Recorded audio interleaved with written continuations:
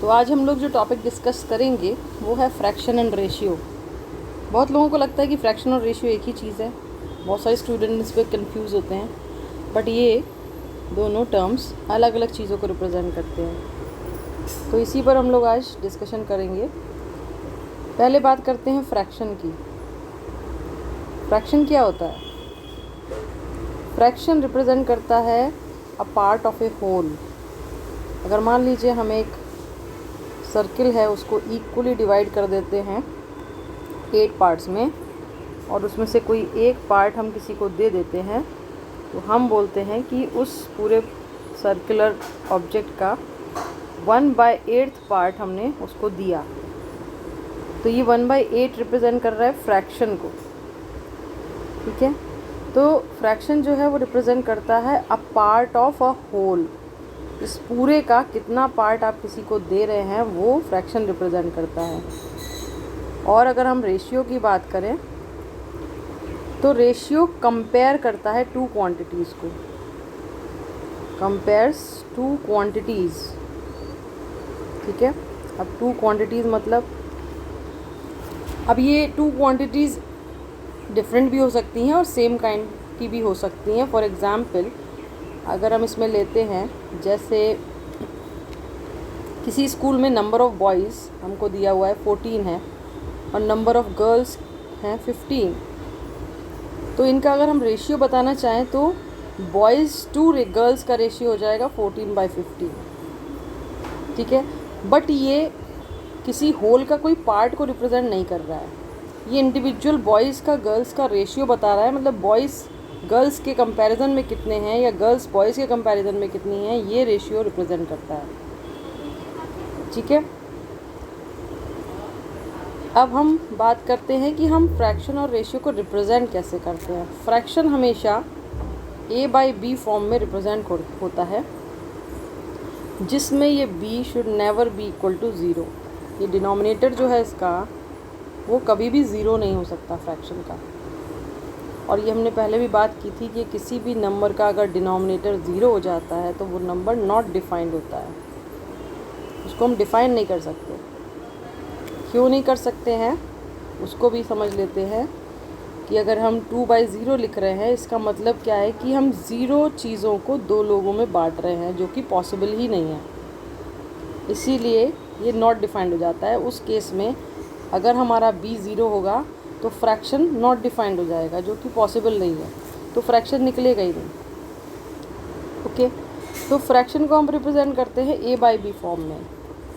Ratio को हम represent करते हैं a/b, या हम बोलते हैं a/b, या फिर हम a/b फॉर्म में रिप्रेजेंट करते हैं। तो ये हो गया बात दोनों के रिप्रेजेंटेशन। फ्रैक्शन आप जैसे समझ गए कि किसी एक होल कोई भी ऑब्जेक्ट है उसका कोई एक पार्ट होता है फ्रैक्शन।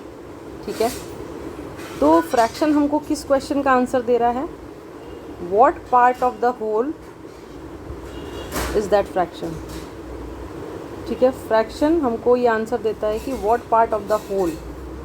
और रेशियो की अगर हम बात करते हैं तो वो हमको आंसर करता है how do the two quantities compare, how this two quantities are compared with each other. ठीक है, अब एक एग्जाम्पल से समझ लेते हैं इसको। फ्रैक्शन में अगर हम 3/5 लिख रहे हैं, इसका मतलब क्या है? 3 पार्ट ऑफ 5 या थर्ड पार्ट ऑफ 5। कोई भी पांच चीज़ें हमारे पास अवेलेबल है, उसका कोई थर्ड पार्ट जो है उसको रिप्रेजेंट कर रहा है 3/5। और 3:5 का क्या मतलब है? इसका मतलब है for every 3 of one quantity there are 5 of another quantity. तो ये रिप्रेजेंटेशन का फ़र्क होता है। दोनों को हम 3/5 3:5 लिख रहे हैं, इसको भी हम 3/5 लिख सकते हैं, क्योंकि रेशियो भी a/b फॉर्म में रिप्रेजेंट होता है, बट दोनों को रीड करने का तरीका अलग हो जा रहा है। ये कोई 5 चीज़ें हैं जिसमें से थर्ड पार्ट को डिनोट कर रहा है 3/5, और यहाँ पे ये दोनों अलग अलग क्वांटिटीज़ को रिप्रेजेंट करती हैं। For every 3 quantities of one thing is equal to the 5 part of the another quantity, another thing. ठीक है, एक एग्जाम्पल से समझ लेते हैं इन दोनों को। इस फ्रैक्शन में हम जो क्वेश्चन ले रहे हैं वो ये हो सकता है कि इन ए स्कूल और in a class the total number of students are 20 and the number of girls in a class are 12. So we can always find fraction of girls in that class because here we are talking about the total students. तो ये सारे students में girls कितनी हैं 12, तो उसका fraction हो जाएगा 12/20। ये हमारा गर्ल्स के नंबर्स को एज ए फ्रैक्शन शो किया जा रहा है, जो हम पूरे क्लास में जितने बच्चे हैं उससे उसको कंपेयर कर रहे हैं यहाँ पर। तो हमने क्या बात की थी, fraction represents a part of whole.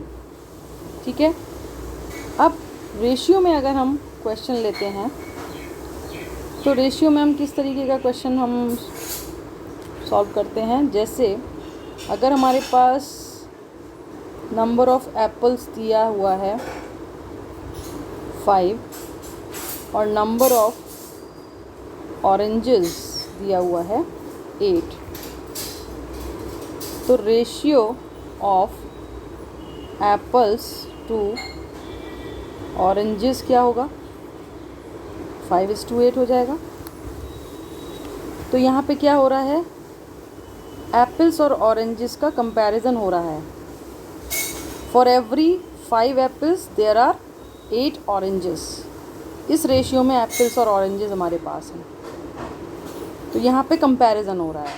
वहाँ पर जो हमारा पिछला एग्जाम्पल था जहाँ पे हम टोटल स्टूडेंट्स की बात कर रहे थे कि टोटल स्टूडेंट्स 20 हैं और गर्ल्स हैं 12, तो उसमें टोटल में से हम 12 गर्ल्स के फ्रैक्शन की बात कर रहे थे कि out of 20 there are 12 girls in the class. तो गर्ल्स का जो फ्रैक्शन बन रहा था वो 12/20 था। तो अब आपको डिफरेंस दोनों में समझ आ गया होगा। एक एग्जाम्पल हम लेते हैं जिसमें हम फ्रैक्शन एंड रेशियो दोनों ही सॉल्व करके देखते हैं।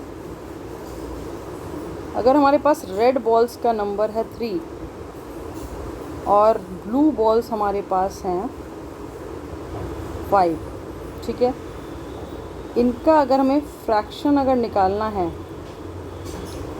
Let's say fraction of red ball अगर हमको निकालना है, तो फ्रैक्शन में हम क्या करते हैं, हम आउट ऑफ टोटल देखते हैं। यहाँ पर टोटल बॉल्स हो जाएंगी 5 + 3 दैट इज़ 8। इनमें रेड बॉल्स कितनी हैं 3, तो ये रिप्रेजेंट करेगा आपका फ्रैक्शन।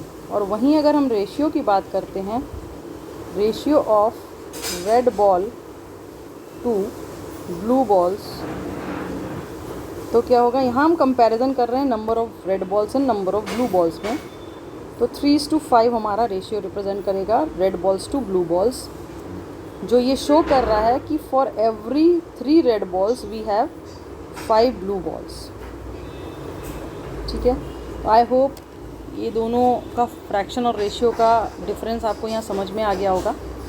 बस आपको ये याद रखना है कि fraction is a part of whole and ratio is a comparison between 2 quantities. That's the only difference. Thank you all of you for joining.